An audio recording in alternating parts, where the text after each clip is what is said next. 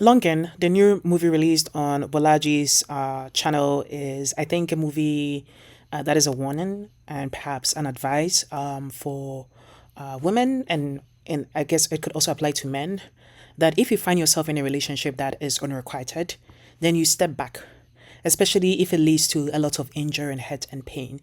And this is what we see in the story that Bolaji presents, with a main character, Iniefa, who is brokenhearted by a boyfriend, and I think doesn't take time to heal and jumps into a new relationship with someone who just gives her attention.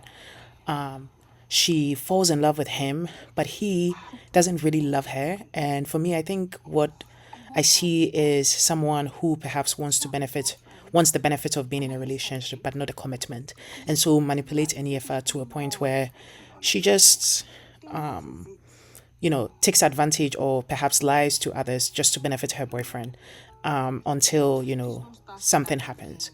So this movie is I don't want to spoil it because I feel like, the directors and writers, create a good story, and reviewing it does not mean you can spoil it for everyone.